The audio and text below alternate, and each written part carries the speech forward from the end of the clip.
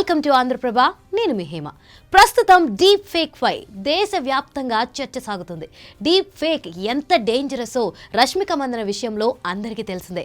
అలాగే బాలీవుడ్ హీరోయిన్ కత్రినా కైఫ్ కూడా ఈ డీప్ ఫేక్ బారిన పడింది. సామాన్య ప్రజల నుంచి సెలబ్రిటీలు, కంపెనీలు కూడా ఈ డీప్ బారిన పడి తీవ్రంగా నష్టపోతున్నాయి. తాజాగా ఓ కంపెనీ కూడా ఈ డీప్ ఫేక్ బారిన పడి 207 కోట్లు నష్టపోయింది. ఇంతకీ ఏం జరిగింది? ఆ కంపెనీ పేరేమిటి? Let's watch the story.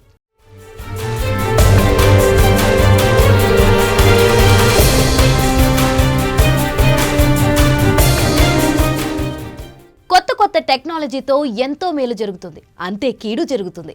ఇప్పటికే అనేక రకాలుగా సైబర్ నేరస్తులు టెక్నాలజీని అందుబాటులో పెట్టుకుని ఎన్నో రకాల మోసాలు పాల్పడుతున్నారు. ఇక ఈ మధ్య కాలంలో ఎక్కువగా ట్రెండింగ్గా ఉంది మాత్రం డీప్ ఫేక్ టెక్నాలజీనే.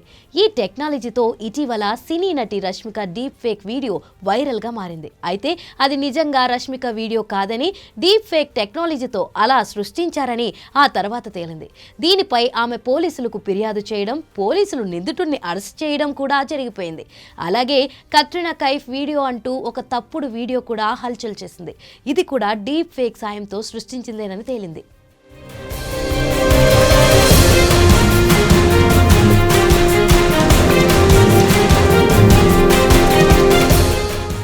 ఇక తాజాగా ఈ డీప్ ఫేక్ బారిన పడి ఒక అంతర్జాతీయ సంస్థ ఏకంగా 207 కోట్లు పోగొట్టుకుంది. ఆ సంస్థ హాంకాంగ్ కు చెందినదిగా తెలుస్తుంది. అచ్చం బ్యాంక్ ఉద్యోగుల్లా వీడియో కాన్ఫరెన్స్ మాట్లాడి 207 కోట్లను ట్రాన్స్ఫర్ చేయించుకున్నారు సైబర్ కేటుగాళ్లు.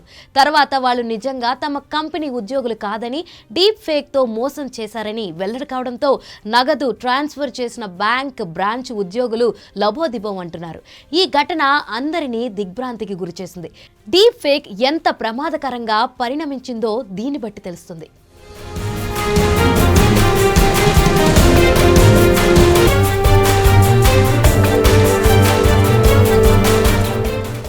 ఓ అంతర్జాతీయ సంస్థకు హాంకాంగ్తో పాటు పలు దేశాల్లో బ్రాంచ్లు ఉన్నాయి.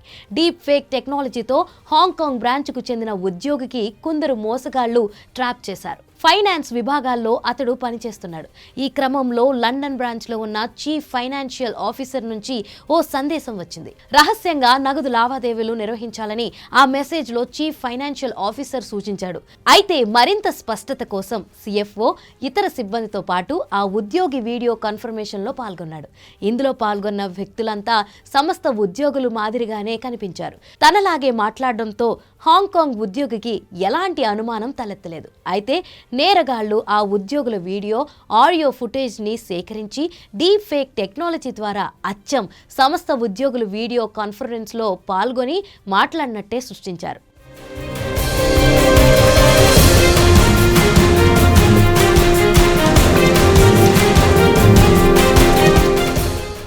ఈ నేపథ్యంలో చీఫ్ ఫైనాన్షియల్ ఆఫీసర్ ఆదేశాలకు అనుగుణంగా హాంకాంగ్ ఉద్యోగి 5 వేరువేరు బ్యాంకు ఖాతాలకు సుమారు 207 కోట్లను ట్రాన్స్ఫర్ చేశాడు. ఈ దారుణమైన మోసం గత జనవరి నెలలో జరిగిందని తెలుస్తుంది. వారం తర్వాత కానీ ఈ మోసాన్ని గుర్తించలేకపోయారు. ఎక్కడో ఏదో తేడా కొడుతుందని అనుమానించిన ఆ ఉద్యోగి లండన్ కార్యాలయ సిబ్బందిని సంప్రదించడంతో ఈ అతి భారీ మోసం బయటపడింది. ఈ ఘటనపై పోలీసులు విచారణ జరుపుతున్నారు. అయితే సంస్థ పేరును మాత్రం వారు వెల్లడించలేదు.